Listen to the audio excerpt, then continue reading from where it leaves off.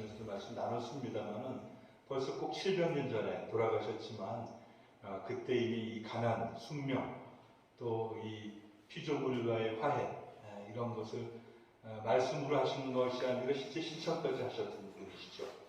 돌아가실 때 입고 있던 본인의 옷가지까지 다 어려운 사람들에서 주라고 할 정도로 정말 다른 어떤 성인보다도 훌륭하신 것은 이분이 실천까지 하셨다는 면에서 특별히 훌륭한 분이라고 생각이 듭니다. 예, 저는 뭐 한참 소개 이제 했는데, 예, 뭐 아직 여러 가지 활동들 하고 있고요.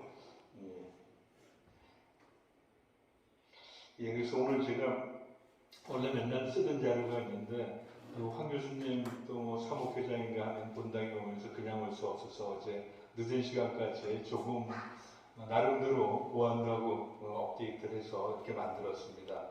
뭐 기후변화 얘기하고 기후변화의 원인 온실가스, 그 온실효과, 또 기후위기 해결을 위해서 생태 영성이 필요한가, 그리고 배출량 계산기에 대해서 그 원리하고 실제 하는 건 우리 소리가 들이대 줄 거로 보고요. 우리가 이런 말로는 많이 하지만 우리 생활에서 알게 모르게나 배출하고 있는 온실가스에 대해서 어떤 생활에서 얼마나 배출하고 있는지 그런 것도 같이 살펴보도록 하겠습니다. 우리 남극에 두 개의 기지가 있는데 그 중에 하나가 장보고 기지라고 거기 극지연구소 연구원이 실제 찍은 사진입니다.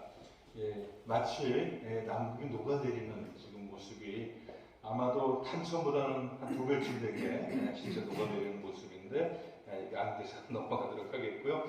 예, 전 세계 기상이변은 뭐 뉴스에서 많이 보실 것 같습니다. 왼쪽 위의 사진은 투바르베 외교부 장관이 과거에 묵지였던 지금은 바닷속에서 기후변화에 대응해야 된다고 호소하고 있는 모습, 또 그 옆에 오른쪽 위의 사진은 금년에 파키스탄에 물난리가 크게 났죠.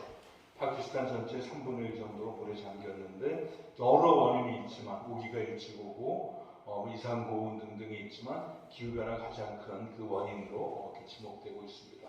1,500명 정도의 사망자가 있을 정도였고요. 밑에 사진은 근래 연령대처럼 벌어지고 있는 남유럽의 그런 화재가 난 그런 모습입니다. 예, 뭐 2020년에도 6개월 동안 호주에 화재가 발생해서 그 코알라라든가 이런 칸가루 같은 고유종들이 한 3분의 1 정도 죽었다고 이렇게 밝혀지고 있고요.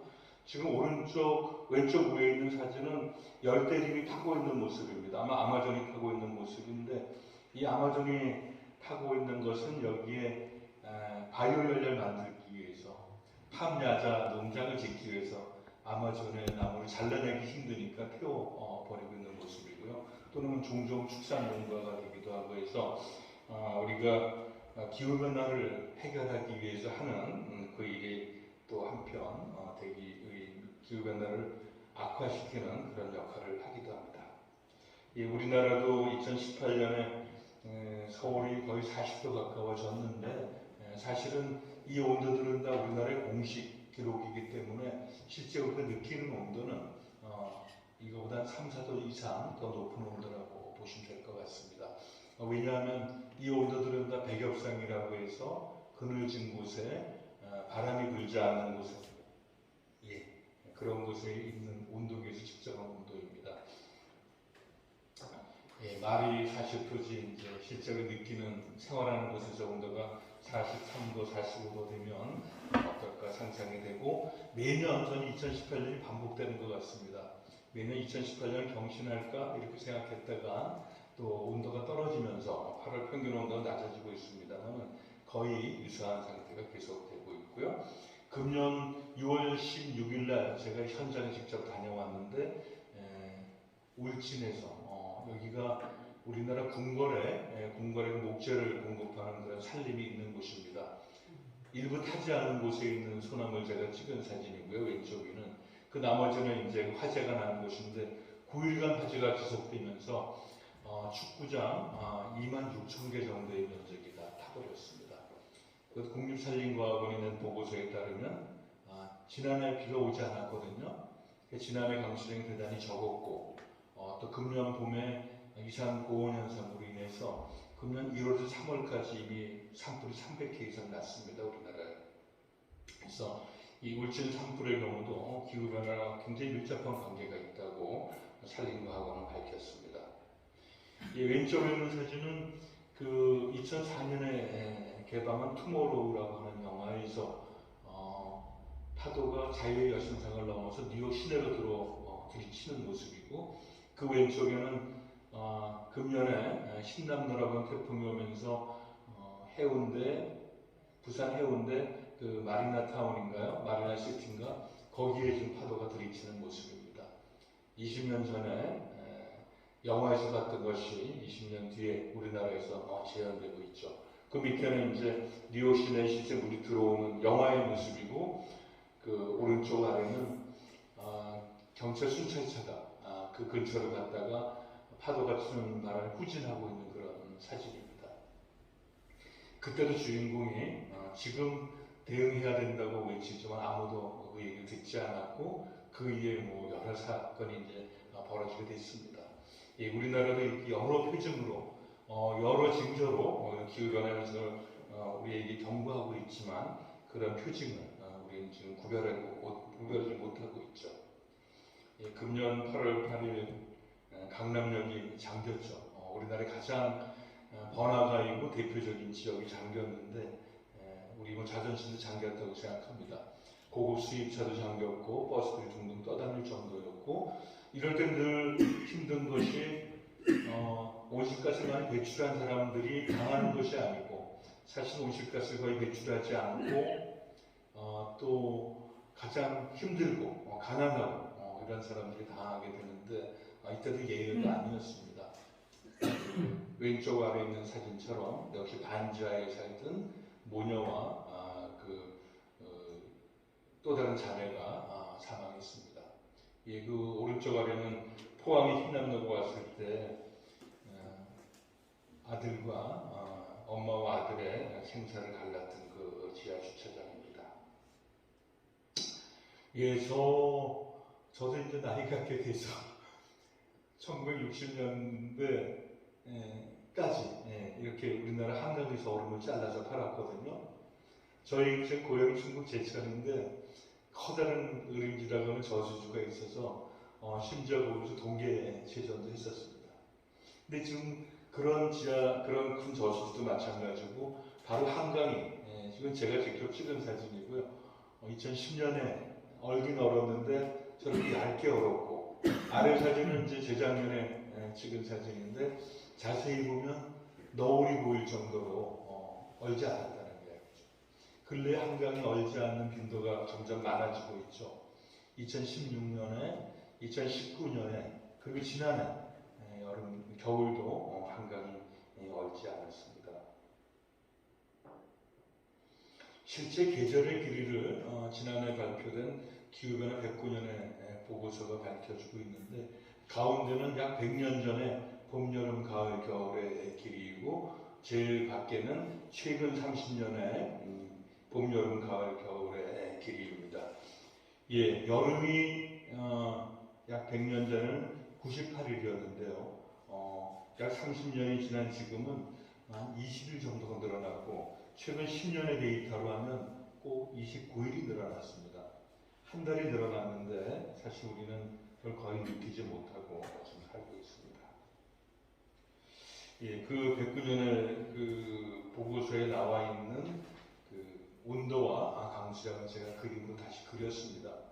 기온을 보시는 것처럼 거의 절대적으로 증가하고 있는 모습 보여주고 있고, 강수량도 저는 회기식 같은 거는 분명히 들쑥날쑥하긴 하지만 증가하고 있는 걸 보여주고 있고, 이렇게 분명한 여러 기록들이 있음에도 불구하고 우리는 이것이 하루아침에 일어나는 것이 아니고, 짧게는 10년, 길게는 30년, 더 길게는 100년의 이런 변화이기 때문에 사실 거의 느끼지 못하고 또 남의 일로 생각하고 있습니다. 더구나 우리나라는 지난 60년간 압축 성장을 하였죠. 1960년에 1인당 수준이 78달러였는데 지금은 적어도 32,000달러, 많게는 35,000달러까지 가는 그런 이제 나름대로 선진국이 되었습니다.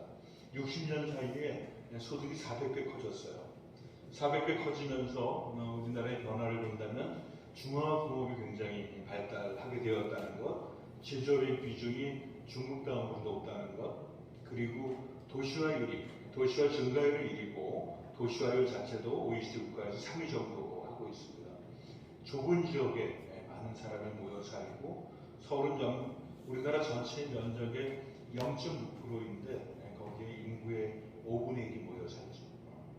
수도권은 전국의 12%의 면적에 인구의 50%가 모여 삽니다. 서울은 1000만만 사는 게 아니죠. 서울 주변의 위성도시에서 수도권에서 서울로 일하러 들어오고 전국에 있는 고속버스, 전국에 있는 화물차들은 서울을 향해서 올라옵니다. 그래서 서울뿐 아니라 주요 도시들도 마찬가지로 비슷하고요. 그래서 사실 우리나라는 전 지구적인 그런 기후변화만 걱정할 것이 아니고 이런 도시 규모의 기후변화, 우리가 흔히 열섬현상이라고 이야기합니다만 열섬현상에 대한 대비도 해야 되기 때문에 더 급박한, 긴박한 상황이라고 말씀드릴 수 있겠습니다. 우리가 기후변화 얘기하면서 온실가스와 온실효과를 얘기해야 됩니다. 예, 제가 보여드리는 밑에 그림은 맨 위에는 화성이에요. 여기는 온실가스가 거의 없어서 평균 온도가 영하 50도입니다. 맨 오른쪽 아래는 목성입니다. 여기는 온실가스가 굉장히 많아서 이 목성대기 96% 정도가 다 온실가스이고 평균 온도가 400도가 넘습니다. 지구는 평균 온도가 전 지구 평균 온도가 영상 15도 정도입니다. 생명체가 살기에 매우 적합한 온도인데 만약에 온실가스가 없었으면 지구도 영하 19도를 나타낼 거라고 학자들은 얘기하고 있습니다. 온실가스는 이처럼 나쁜 가스가 아니고 지구온난화는 나쁜 효과가 아니고 우리 생명체, 사람에게 꼭 필요한 그런 온실 효과입니다. 근데 문제는 이 대기권에 온실가스라고 하는, 온실효과가스라고 하는 이런 기체들의 농도가 증가하면서 지구의 열 수지가 바뀌는 거죠. 우리가 이 감기 걸리거나 춥거나 하면 담요나 이런 이불을 덮는데 이들은 발열체가 아니지만 우리 온도를 높여주고 있죠. 마찬가지로 온실가스들, 사실 온실효과가스가 더 정확합니다만 이런 온실가스들도 지구의 그 농도가 증가하면서 지구의 열 수지에, 열 평형에 영향을 미쳐서 지구의 온도가 증가하고 있습니다. 예, 그래서 온실가스는 사실 온실효과를 해도 수백 가지 기체가 다 온실가스입니다. 그 중에 가장 큰 온실효과를 나타내는 기체는 사실 수증기입니다. 수증기는 우리가 관리할 수가 없죠. 바다에서, 호수에서, 강에서, 육지에서, 숲에서, 도시에서 온갖 데서 수증기가 증발되고 또 곳곳에서 눈이나 비나 이슬이 돼서 내리기 때문에 수증기 관리할 수 없어서 지금 우리가 온실가스라고 하는 것들은 정확히 얘기하면 관리대상 온실효과가스입니다. 관리대상 온실효과가스는 현재 한 6가지, 7가지 정도가 정해져서 이런 통계를 매년 유엔에 제출하도록 이렇게 되어 있고요. 근데 그 온실가스가 어디서 나오는가 하면 사실은 이 가운데는 에너지 사용이라고 하는 데서 가장 많은 온실가스가 배출됩니다. 우리 전체 온실가스의 약 87%는 이 에너지 사용에서 배출이 되고요. 그 다음에 산업공정이라고 하는 곳에서는 예를 들면 철강에 포스코 같은 곳, 현대제철 같은 곳은 철광석을 갖다가 녹여서 그것을 철로 만들고 탄소 강으로 만들죠. 철광석을 녹이는 데 에너지가 들어가고 그보다 더 많은 에너지가 철광석이 원래 Fe2O3라고 하는 산화철이거든요.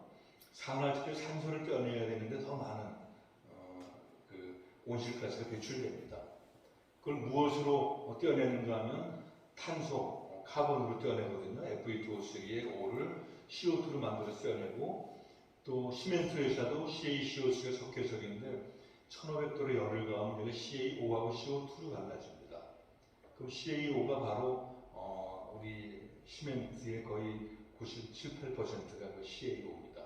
그럼 이 CO2와 같이 이렇게 생성되는 CO2와 같은 것을 우리가 산업공정이라고 이렇게 분류하고 있는데 약 8%예요.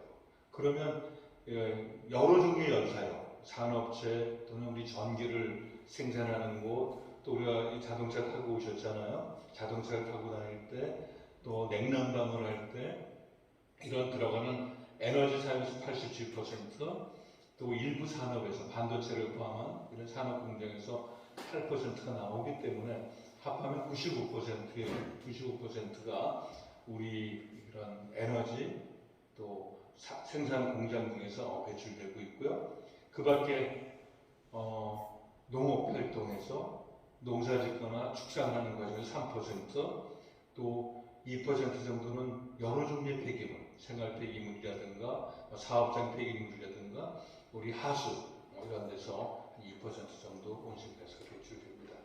예, 온실가스는 그것을 저희가 이제 표로 나타낸 것이 지금 왼쪽에 보는 표입니다. 빨간 것은 에너지 사용, 파란색은 산업공정, 그 위에 그 농업 부문, 그 위에 폐기물 이렇게 되어 있고, 밑에 이제 연두색으로 되어 있는 것은 바로 나무가, 여기 지금 세곡동만의 주변에 나무가 굉장히 좋을 것 같습니다. 이런 나무가 CO2를 흡수해서 자기 몸을 키우는데 이렇게 그 CO2를 사용하고 있죠. 그래서 좀 그림으로 이제 그려본 그런 모습인데, 종합적으로 에너지 부분은 87%고, 발전을 하는 과정에서 우리나라 전체 온실가스의 약 40%가 배출됩니다. 그런 사실 발전소는 죄가 없죠.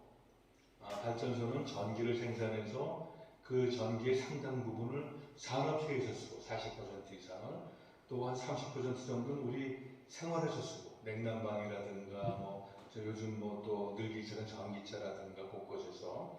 그래서 사실은 발전소 자체로 소비하는 것은 거의 없고, 대부분 우리 산업체나 우리 일상 생활을 위해서 온실가스를 발전소에서 배출하고 있습니다. 우리나라의 온실가스 배출량 순위는 전 세계적으로 11위인데요. 2018년의 데이터이고 이제 아마 10위 정도 됐을 것으로 전 예상합니다. 그리고 90년을 100위라고 할 때 우리는 250 정도가 됐는데, 지금 우리보다 하나 위였던 캐나다의 경우는 90년에 100이라면 2018년, 즉 30년 가까이 지난 다음 118이 됐어요. 우린 2배 이상 증가했고, 캐나다 같은 나라는 한 5분의 1, 20% 정도밖에 증가하지 않았습니다. 또 여기서 눈여겨봐야 될 것은 브라질과 인도네시아인데요. 이 나라들은 산림, 아까 말씀드린 것처럼 그런 팜야자 농장으로 바뀌거나 또는 이 축산을 하기 위해서 이런 열대림을 좀 태우고 있어서 그에 따른 배출량이 상당하고 그 10위 안에 브라질과 인도네시아가 들어가 있는 것입니다. 예, 그래서 기후위기 해결과 생태 양성, 이렇게 제가 제목을 잡아봤는데요. 예수님의 가르침을 보여주고 있는 이 분당성 유한성당에 제가 갖다가 찍은 사진입니다. 우리 인류가 환경 문제를 처음 걱정하기 시작한 것은 1972년이었습니다. 스웨덴 스톡홀름이라는 곳에 전 세계의 그 대통령, 총리 등 나라를 대표하는 사람들이 만나서 첫 번째 UN 인간환경회의, 즉 환경정상회의가 열렸었고요. 그 다음에 1992년에 지금 기후변화 협약 채택되어 있습니다만은 브레질 리우에서 이 기후변화 협약, 또 생물 종다양성 보존에 관한 협약, 이 협약을 통해서 코끼리의 코뿔소나 코끼리의 그 상아나 코뿔소의 코가 거래될 수 없도록 하는 그런 조약이 채택됐습니다. 또 그 밖에 사막과 방류 협약도 채택이 되었죠.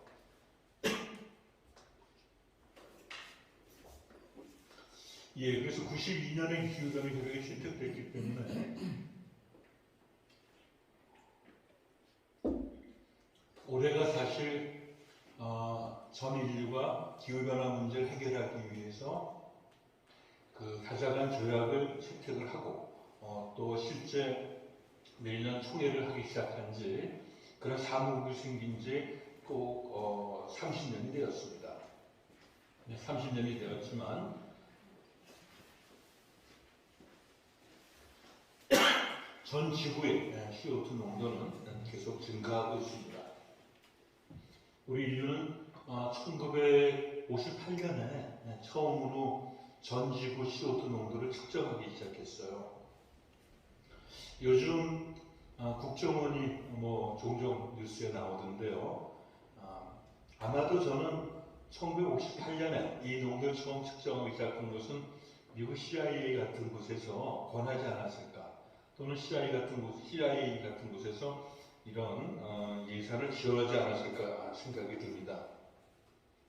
이렇게 온실 효과 때문에 우리 대기 중에 CO2 농도가 올라가고 온실 효과가 나타날 것이라고 유명한 물리화학자가 이미 1900년경에 경고를 했습니다. 경고하면서 500년 뒤에 나타날 것이기 때문에 잘 살펴보라고 했는데 사실 50년 뒤부터 그런 현상이 나타나기 시작했고요. 그래서 아마 저는 상당한 예산이 들어가는 이런 일을 미국이 1958년에 측정하기 시작한 것은 이런 정보기관에, 정보를 쏟고 간접 잡는 기관들은 아니죠. 이런 정보기관의 어떤 그게 아니었을까 혼자 추측을 해봅니다만 1958년부터 이렇게 농도를 측정하기 시작했습니다. 보시는 것처럼 톱니바퀴처럼 되지만 계속 농도가 올라가고 있고 지금 거기 제가 사각형으로 놓은 것은 IPCC라고 하는 기구, 즉 유엔 기후변화 협약을 과학적으로, 기술적으로, 정책적으로 뒷받침하는 기구가 IPCC라고 하는 기구입니다. 현재 의장이 이해성 박사님이신데 이해창 전 총리의 친동생이셔요. 정말 세계적인 학자이시고 훌륭하고 제가 존경하는 분입니다.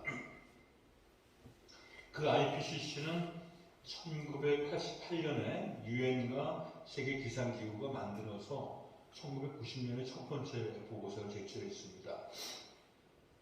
90년에 첫 번째 보고서가 나오면서 우리 전 지구는 기후변화 현상에 대해서 우려하기 시작했고 그 결과 92년에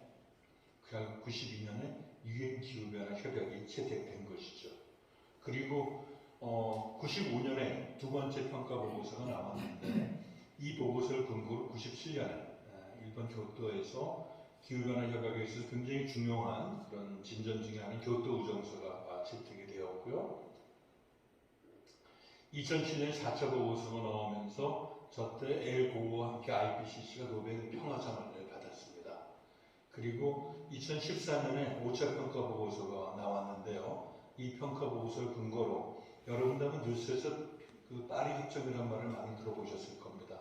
전 지구의 모든 국가가 온실가스 감축 의무를 갖게 된 파리 협정이 채택된 것도 바로 5차 평가 보고서 Assessment Report 5에 따라서 된 것이어서요.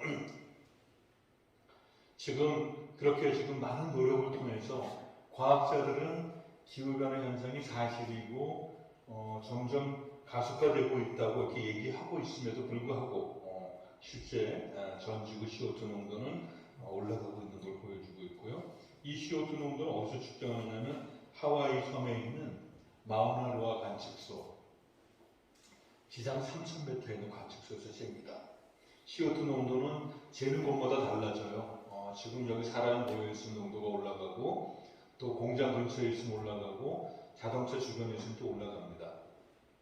올라가기 때문에 전 지구적인 농도가 어떻게 움직이는가 보기 위해서 마우나로아 관측소에서 이런 농도를 재고 있는 것이죠. 이건 카본 액션 트래커라고 하는 국제 NGO가 평가한 지구 온도계입니다. 지금 위아히어에서 2021년에 전 지구 온도는 그 사이에 또 조금 올라서 1.2도가 올랐는데 1.2도 오른 기준은 어딘가 하면 1850년에서 1900년의 평균값, 즉 산업화 이전 시대라고 우리가 표현하는 1850년에서 1900년 평균값 또는 대표값 기준에서 현재 1.2도 올랐다고 이렇게 평가하고 있고요. 그런데 우리 파리 협정이라고 하는 곳에서 정한 목표값은 1.5도입니다. 불과 0.3도 밖에 이제 우리에게 남아있지 않다는 뜻이고요.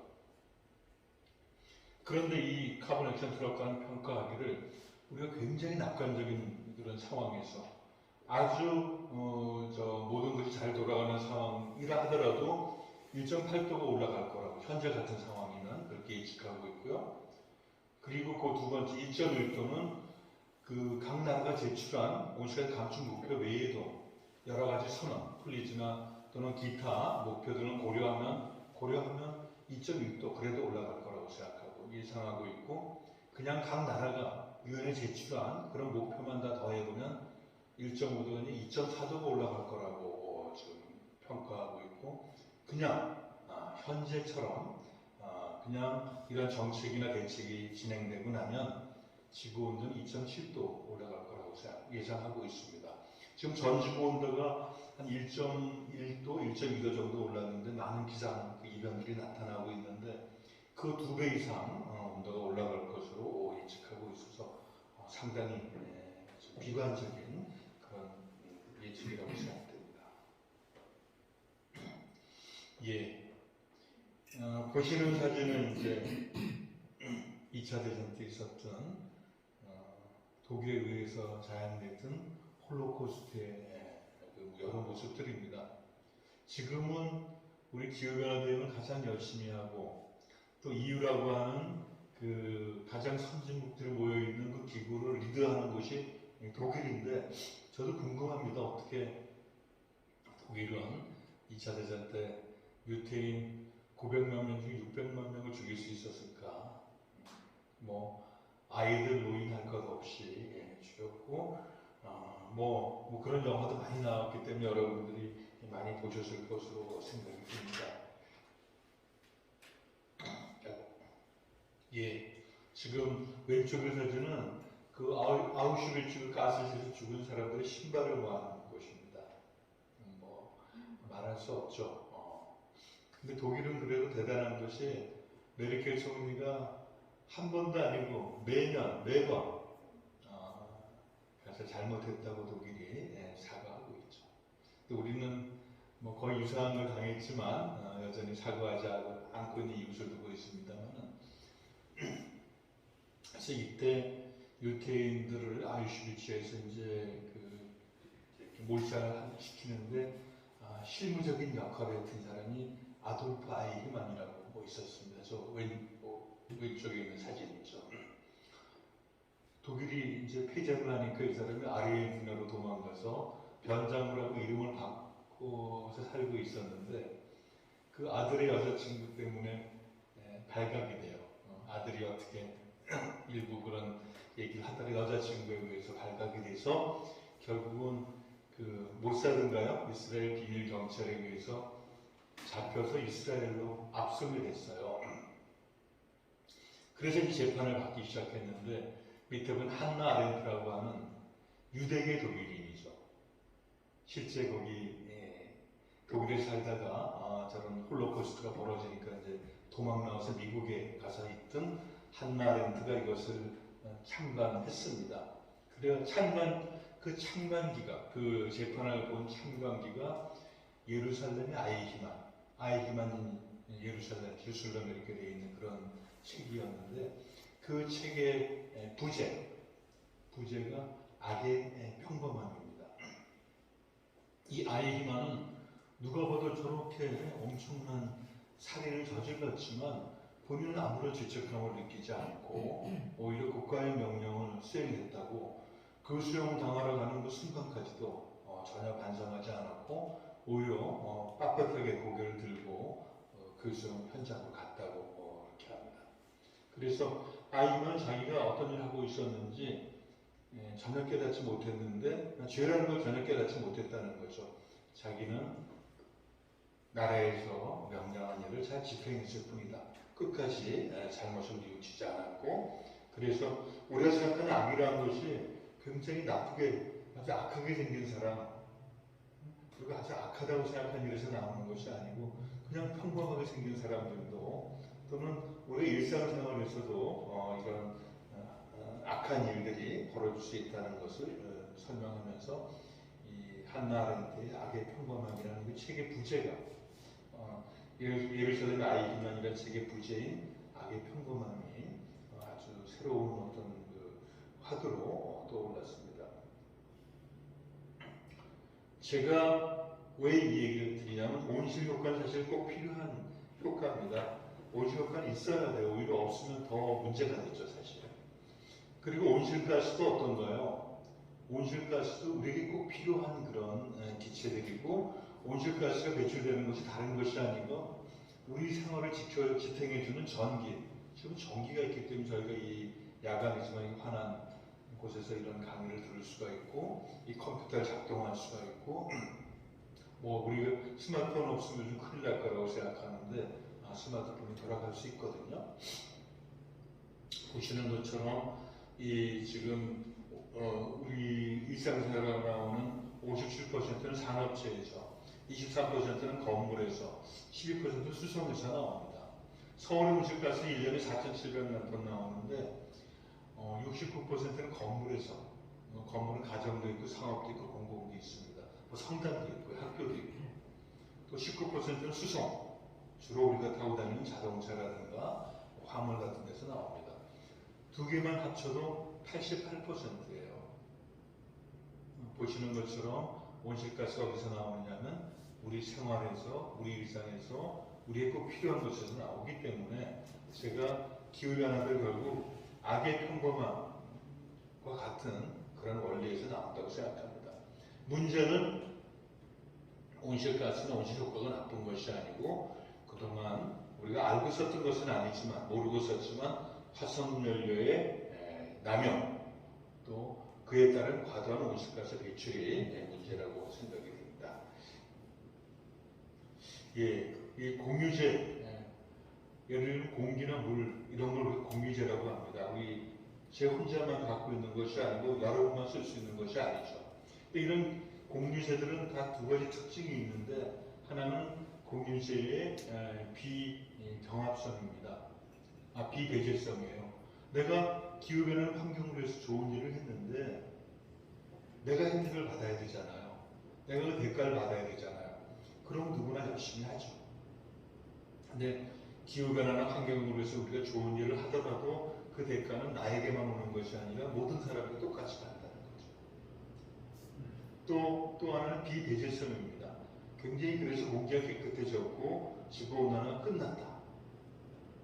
이 깨끗한 공기를 우리만 맡을 수가 없어요. 노력하지 않은 사람들은 빼고 싶은데, 배제하고 싶은데 배제할 수 없다는 거죠. 맑은 물을 내가 노력해서 맑은 물이 됐으면 그렇게 노력하지 않은 사람들을 제외하고 싶은데 제외할 수 없다는 겁니다.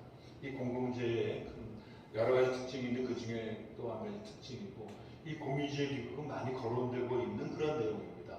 일정한 일한 목장에 사람들이 뭐 양을 기르든 소를 기르든 너무나 냄새 그냥 가축이라고 되어 있어요. 그럼 기르면 기를수록 어떻게 됩니까? 그 이득이 기르는 모두에게 돌아가게 되는데, 길러서 그 목장이 지탱할 수 있는 한계를 넘어가게 되면 그 손해가 발생하죠. 약한 소나 약한 양이 먼저 죽게 되는데, 손해는 이익은 모두에게 돌아가지만 손해는 개별적으로 돌아간다는 거죠. 그러니까 아무도 줄이려고 하지 않는 거예요. 그래서 이 하든이라고 하는 생물학자가 사이언스라고 하는 유명한 학술지에 1968년에 이렇게 제시한 6페이지 정도 되는 그런 논문입니다. 그런데 이 하든 공유지에 대해서도 또 다른 평가도 있습니다. 공유지가 누구나 아무나 접근할 수 있는 그런 공유지였다. 그렇다면 잘 관리하고 있었으면 저런 문제가 없지 않았겠느냐고 얘기합니다. 또 구성 간에 서로 협의를 하고 소통을 했으면 저런 건 막을 수 있지 않았겠냐고 이야기합니다. 근데 이 공유제 기구에서는 그런 의사소통이 없었다는 거죠. 그리고 사람들이 자기 이익만을 위해서 행동할 거라고 가정하고 있는 것입니다. 사람대로 이타적인 행동도 많이 하죠. 내가 힘들어도 죽어가고 있는데 그걸 그냥 보고 있는 사람은 없지 않습니까? 또 여기서 해결책으로 사회와 또는 정부 개입을 제안했지만 제가 보기에는 사회화하거나 정부 개입만으로 해결될 문제는 아니라고 생각합니다. 그래서 저는 자기 이익만을 위해서 행동하지 않는 것이 바로 공동체이고, 이런 거 해결할 수 있는 방안 중에 하나가 생태 공동체라고 생각합니다. 생태 공동체는 정말 이렇게 모여서 살고 있는 사람들이 있습니다. 우리 박희호 신부님이라고 우리 박노해 씨, 노동운동가 박노해 씨 친형은 단양군 고발면에서 산위의 마을이라는 공동체를 운영하고 계셔요. 조금 일찍 이제 정년하셔서 지금 이제 70 넘으셨는데 은퇴하셨죠. 또 홍천에 갔더니 발곤들이라고 개신교 목사님인데 거기는 300명 됩니다. 또 다른 또 생태 공동체를 운영하고 있습니다. 그래서 그런 공동체에서는 그런 공유의 비극이 발생하지 않습니다. 거기서는 물건을 돈으로 주고받지 않아요. 홍천도 갔더니 농사를 짓고 자기가 먹을 수 있는 건 자기가 먹되 남는 것을 내놓으면 그것을 도시에 있는 공동체 사람들이 많이 버는 사람은 비싸게, 좀 어려운 사람은 그냥 가져가는 그런 제도 잘 운영되고 있어요. 지금. 공동선이 필요한데 저는 환경 문제, 이런 기후 문제를 해결하는 데 있어서 일반인이 그것을 하는 것은 대단히 어렵다. 왜? 불편하니까. 돈이 더 드니까요. 그런데 저는 우리 신앙인들이 이런 일을 할 수 있다고 하는 생각이 들었습니다. 오늘 신부님 잠깐 면담했는데 신부님께서 올해 사목지침으로 가난을 말씀하셨다고 들었습니다. 신부님께서 말씀하시는 가난이 바로 기후행동이거든요. 덜 쓰고 아껴 쓰고 다시 쓰고 좀 불편하게 살고 그런 걸 하자고 말씀하셨다고 그래서 바로 그것이 기후행동이라고 저는 생각이 들었습니다. 그래서 기후위기 행동으로서 일반인이 하는 것이 가장 좋지만 제가 30-40년 동안 환경문제 했지만 그렇게 스스로 하는 일반 시민들을 보기는 드뭅니다. 물론 일부 NGO에서는 하죠. 그러나 NGO는 인원이 우리나라 NGO 사이에 되지 않아요. 가장 큰 환경운동연합조차 한 30명밖에 되지 않습니다. 수십 년째. 그래서 정말 이런 기후위기에 제대로 대응할 수 있고 환경 문제에 대응하기 위해서는 신앙인이 나서야 되는 것이 저는 가장 중요하다고 생각하는데, 제가 해보니까 우리 신앙인들도 잘 나서지 않아요. 왜? 불편하니까, 관심이 없으니까. 그래서 우리 교황님이, 프란시스코 교황님은 프란시스코 성인께서 1200년도 후반에 태어나셔서 1326년에 돌아가셨어요. 프란시스코 교황님이 가장 주장하시고 실천하셨던 것이 가난 아닙니까? 저는 그 라베르나 성전, 아마 저기 어디 성주 순례 간다고 들었는데 저는 라베르나에 가봤어요. 프란시스코 성인께서 우상을 받으셨던 곳이죠. 그래서 우리 교황님께서는 정말 굉장히 많은 환경 문제에 관심 가지시고 특히 기후 문제에 많은 관심 가지시고, 제가 아까 파리 협정을 말씀드렸는데 파리 협정이 가장 큰 영향을 미친 한 5명을 손꼽으라고 하면 그 중에 한 분은 우리 교황님이 들어가십니다. 기후 문제가 왜 해결이 안 될까요? 저기 30년 됐지만 사우디 같은 나라가 가장 반대해요. 어떤 대책을 세우려고 하면. 당연하죠. 우리나라도 기름이 많이 나왔으면 찬성했을까요? 마찬가지라고 생각합니다. 나라마다 입장이 다 달라요. 어떤 나라는 기름이 많이 나고 그것이 그 나라의 주 수입원이고, 우리나라처럼 기름이 하나도 나오지 않는 나라도 있고요. 또 유럽이나 미국처럼 선진국들은 이미도 온실가스를 다 배출했거나 또는 온실가스를 많이 배출하는 산업을 해외에 내보냈습니다. 그러니까 현재 영국이 온실가스의 주量굉장히 적고 줄어들고 있죠. 중국이나 인도는 어떻습니까? 그 밖에 또 많은 개도국들은 지금 산업을 일으키고 국민소득을 올리려고 하고, 그런 과정에서 결국 온실가스가 많이 배출될 수밖에 없습니다. 근데 온실가스는 한번 배출되면 가장 짧게 대기 중에 존재하는 메탄도 9년에서 13년. 우리가 일반적으로 탄소라고 얘기하는 이산화탄소는 300년에서 1000년. 또 아까 6가지 온실가스 중에 SF6라고 하는 5만 년 대기 중에 존재합니다. 한번 배출되면 존재하지 않기 때문에 현재 기후변화의 상당한 원인은 바로 선진국들이 제공했거든요. 그런데 불구하고 현재 배출하지 않고 있기 때문에 약간 뒤집어지고 있는 면이 있다는 거죠.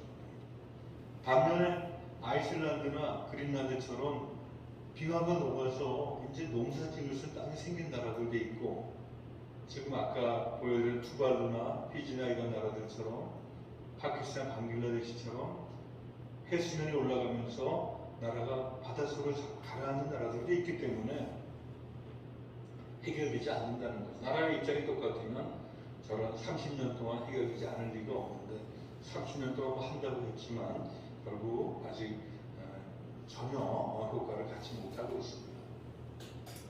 예, 그래서 결국은 이런 배출에 대한 인식, 그 원인 제공이 우리 사람이고 원인 제공이 우리 나라의 산업 발전이었다는 걸 인식하지 못하기 때문에 이런 문제 해결되지 않는다고 생각합니다. 그래서 저는 제가 뭐 성당을 꼭 다녀서가 아니라 이런 걸 해결하기 위해서는 신앙이 굉장히 필요하고, 그에 앞서서 생태학적인 각성, 생태를 기준으로 놓고 우리 자연 환경을 기준으로 놓고 우리가 어떻게 했던 것을 돌아다보는 것 굉장히 필요하다고 생각하고, 소위 생태 영성이라고 하는 우리 삶에 도입하는 것 굉장히 필요하다고 생각합니다. 요즘 탄소 중립 많이 이야기하지만 탄소 중립은 다른 것이 아니고 온실가스 배출을 줄여서 0까지 만들자는 겁니다. 줄이는 양을 최소로 하고 그 최소로 한 것을 다른 이런 이제 나무라든가 또는 어떤 공학적인 방법으로 제거해서 0으로 만들자는 거예요. 정말 0으로 2050년까지 만들자는 것인데 제 생각에 혁명적인 변화가 필요하다고 생각합니다. 그래서 이런 배출량 산정과 계산에 대해서 우리가 지금 온실가스 굉장히 걱정하는 것은 탄소라는 물질들은 사실 정확히 얘기하면 탄소가 아니고 이산화탄소인데요. 이산화탄소가 나오게 하는 원인 물질이 탄소입니다. 이 탄소는 어디에 있는가? 우주에는 별로 없고 우리 있는 지각, 땅에도 0.2%밖에 없습니다. 근데 이 탄소는 나무는 나무 종류를 가릴 것 없이 50%가 탄소입니다.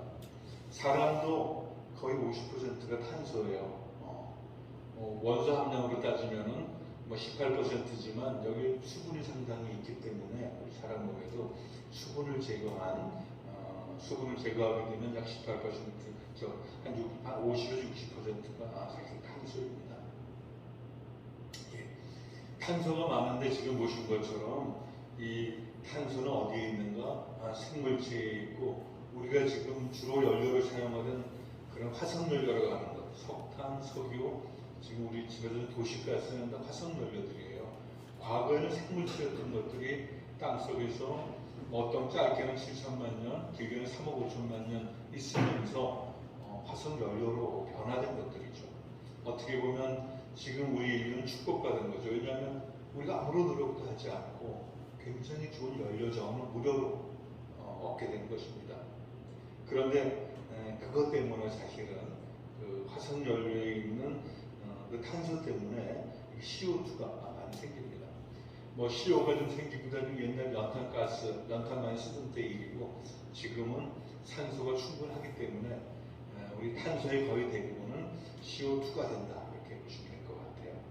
CO2는 그래서 여러분 여기 오실 때 탄 자동차에서 제가 어제도 광주 송정리역까지 갔는데 과거에 3시간 반 걸리는 거리였는데, 또 아마도 한 100년 전에는 한 열흘, 2주쯤 걸렸을 그런 거리인데 어제 1시간 35분 걸리더라고요. 수서역에서 탔더니 가는 있던 것도 다 전기가 있었기 때문이고, 그 전기의 60%는 화석연료로 만들고 있습니다. 예. 비행기가 있으니까 3달 걸리는 미국에 우리가 10시간 갈 수 있는데 다 화석연료의 덕분이고, 그거에 현재 의존하고 있는 우리 생활의 대부분을 보여주고 있는 겁니다. 더 중요한 거는 원료로서의 탄소입니다. 예. 시간 많이 됐죠. 저기 연료보다 더 대체하기 어려운 게 원료로서의 탄소예요. 지금 우리가 입고 있는 옷의 상당 부분은 다 석유화로 만든 겁니다. 예. 뭐 자동차 타이어의 50% 합성 고무입니다. 플라스틱, 비닐 다 석유로 만든 것들이에요. 또 심지어 오늘 여성 부장님 많이 오셨습니다만 화장품 베이스는 대부분 석유로 만든 겁니다. 살충제, 페인트, 접착제 할 것 없죠. 예, 그래서 우리 일상생활에서 이런 것들이 굉장히 많이 배출되고 있는데 어디서 얼마나 배출되는지 알아보는 게 인벤토리 또는 명세표, 목록표라고 하고 있는 것이고요. 그래서 온실가스는 직접 우리가 조리할 때 나오는 것처럼 배출되는 것을 직접 배출, 스코프 1이라고 이야기합니다. 자동차 타고 오면서 배기구로 나오는 건 CO2 직접 배출한 것들이고요. 반면 스코프 2 간접 배출의 대표적인 것은 전기 사용입니다. 여기서 좀 온실가스 나오고 있지 않지만 우리 상당히 온실가스 배출량으로 이걸 잡게 됩니다. 우리 가정에 가도 많은 전기를 쓰고 있는데 그 전기를 어디선가 생산하는 곳에서 온실가스 배출됐고 그것을 그 집에 온실가스 배출량으로 잡게 되는데 그걸 우리가 간접 배출, 그중에서 스코프 2라고 이렇게 평가하고 있죠. 계산은 생각보다 간단합니다. 그 사용량에다가 연료 사용량에 따른 배출량을 곱해주면 됩니다. 나이키 한 컬레 만드는데 온실가스 얼마 나오는가 보고 거기에 컬레수를 곱해주면 되죠. 철강 1톤 생산에도 온실가스 얼마 배출되는가 보고 그 철강 생산량을 곱해주면 됩니다. 우리 집에서 전기를 1년에 300kWh 썼다. 1kW 할 때 한 4.2kg 정도 4.2kg CO2 나오거든요. 곱해주면 됩니다. 사용량에다가. 생각보다 간단하지만 제 말씀드리는 것은 그것을 이제 굉장히 검증된 그런 이제 배출 개수량을 사용해서 배출량을 산정할 수 있도록 만든 프로그램이 바로 이 프로그램입니다. 이 프로그램은 현재 배출량 산정은 무슨 대치 일동성당밖에 없어요. 그리고 저번에 이제 얼마 전에 우리 워크숍 하면서 한 10개 약간 넘는 그런 성당에서 이 이제 같이 프로그램을 같이 해봤습니다만 이렇게 오늘 이 배출량 산정한 것은 오늘 저를 도와줄 김소리 양이 다 구했습니다. 세곡동에 대해서는. 오늘은 이 프로그램 개발하고 나서 처음으로 개인이 배출하는 온실가스 배출량에 대해서 한번 계산해 볼 겁니다. 우리가 알지 못하는 순간에도 얼마나 어떤 곳에서 온실가스 배출하고 있는지 알아보고 그걸 알게 돼야지 줄일 수 있잖아요. 내가 자동차를 타면서 온실가스를 10을 배출하는지 100을 배출하는지 알아야지, 우리 조명을 통해서 온실가스 얼마 배출하는지 알아야지, 냉난방 과정에서 얼마 배출하는지 알아야지 우리가 줄일 수 있거든요. 그런 걸 실제 해볼 것이고, 요건 실제 성당 단위에서 배출량을 산정하는 프로그램이고, 기본적인 것은 오늘 여기 계산해서 해놨기 때문에 여러분께 보여드릴 겁니다. 예, 하여간 우리 그 교회는 이런 이제 정말 실천을 통해서 온실가스를 감축해야 된다고 생각합니다. 우리 기도를 많이 하지만 하느님께 온실가스를 적게 배출하게 해달라고, 기후변을 완화하게 해달라고 하는 것은 사실 하나님에게, 예수님께 미루는 거죠. 우리가 해야 될 일을. 또 이런 피켓 시위도 많이 하지만 이런 실천이 없는 외침은 구호 같다고 생각합니다. 예, 이거 제가 보여드리는 것은 맨 왼쪽과 맨 끝에, 또 가운데 맨 끝에가 다른 성당에 갔더니 성당 사무실 입구에 비치해 놓은 그런 엽서를 제가 찍은 겁니다. 신부님도 그 성당도 다 훌륭한 신부님도 계셨는데 아무도 가져가지 않아요. 수백 장 쌓여 있는데, 그래서 저는 교황님의 말씀이 굉장히 중요하고 교황님의 방향은 분명하고 맞지만 본당이 움직여야 된다고 생각했습니다. 그래서 오늘도 본당 신부님이 환경 문제에 관심이 많으시다고 하셨고, 또 우리 황 교수님이 또 사무회장 맡으셔 열심히 하시기 때문에 제가 기꺼이 시간 내서 이곳에 왔습니다.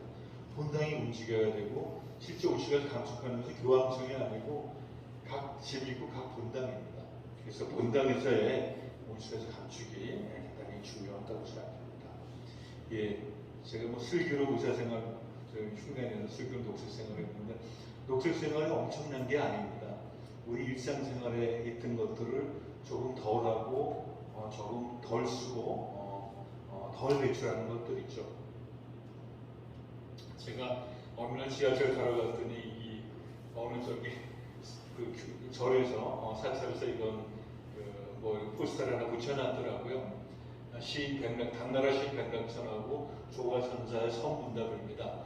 어떻게 수행해야 하니까 조가천사가 나쁜 짓 하지 말고 착한 일 하시오 이렇게 있어요.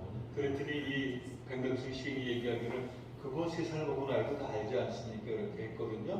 그랬더니 선사께서 3살 먹은 아이도 쉽게 할 수 있으나 100살 먹은 노인도 하기 어려운 것이 시찰이다. 이렇게 얘기해서 제가 이런 거 종종 사진을 잘 찍는데 사진 찍은 걸 보면 강의에 좀 써먹었습니다. 예, 이런 것처럼 우리 1인 1톤 배출하는데 어디에서 배출하는가? 여기 많은 가정들이 좀 숨어 있지만 사실 남방에서 1년에 약 1인당 264kg의 CO2를 배출합니다. 이런 가전제품에서 1년에 약 47kg의 CO2를 배출하고요. 물 아껴 쓰는 것만으로도 우리 24kg의 CO2를 줄일 수 있습니다. 개인적으로도 BMW가 이제 대중교통 타거나 걷는 걸 통해서 가장 많은 온실가스 배출을 감축을 할 수가 있고요. 친환경 운전 저도 잘 못했는데 약 250kg CO2를 감축할 수가 있습니다. 예, 제가 이거 가톨릭 평화신문에 5주에 한 번씩 글 씁니다.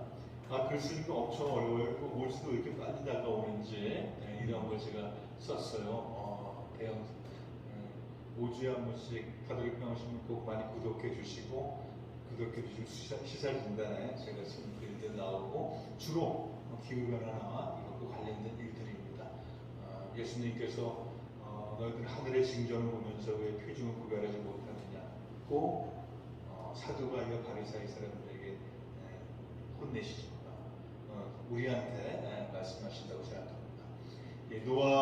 노아도 바로 유일하게 하나님을 믿고 하나님을 존중했던 사람이죠. 우리가 물난리 나는 걸 보면서 저는 20세기 노아가 돼야 된다고 생각했습니다.